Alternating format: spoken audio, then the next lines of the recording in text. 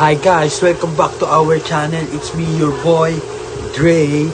And today, gagawa tayo ng isang book review tungkol sa Wattpad story na Pandemic Survivor by JJ Apollo.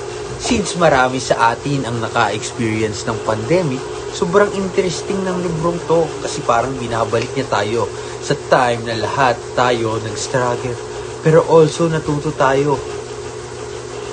Kung mahilig ka sa mga survival stories, friendship, drama at hope, this one is for you. Pero syempre sasabihin ko kung ano ang nagustuhan ko, ano yung mga naging lesson sa storya na to, kung worth it ba siyang basahin. Talakayin natin yan.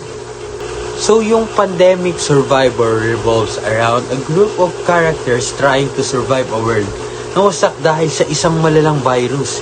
Hindi lang siya basta action or survival story. More siya sa emotional journey ng bawat karakter.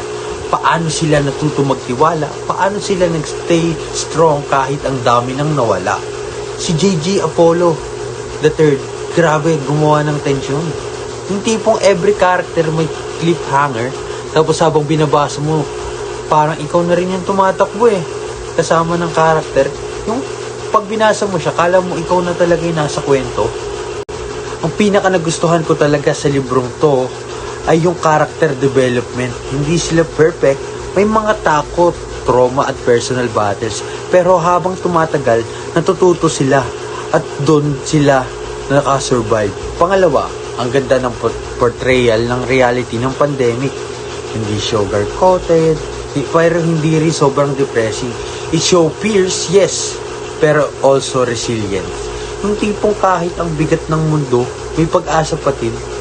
At syempre, yung writing style naman ang gumawa ng librong to, na si JJ Apollo III. Madaling sundan, hindi pilit at very visual. Yung parang mai-imagine mo na siya habang binabasa mo pa lang. Yung parang nasa movie ka, nanonood ka ng sine habang nagbabasa. Para sa akin naman, yung pinakamalakas na team is survival with a purpose. Nagandahan ako siya kasi hindi lang sila nag-survive dahil may kailangan, kundi dahil may mga taong umaasa sa kanila.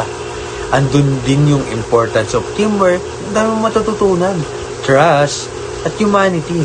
Minsan nakakalimutan natin to during crisis, and these books remind us that we are stronger together. Mas maganda kung magkakasama tayo. Another lesson is mental strength. Kasi kahit ang dami mong pinagdadaanan, ang dami mong nararanasan na pagsubok, hindi ka pa rin sumusuko. Hindi ka dinedefine ng iyong past. Lagi kang may chance at magbago. At magpatuloy lagi na kahit sobrang panganib na ng mundo, ay nagpapatuloy ka pa rin.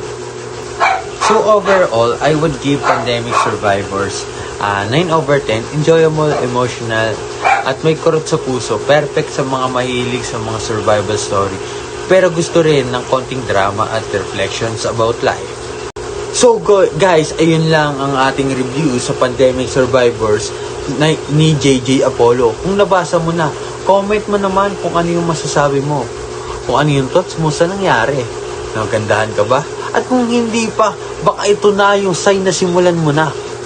So don't forget to like, share, and subscribe for more book reviews and school-friendly content. Thank you for watching and stay safe and stay strong, survivors!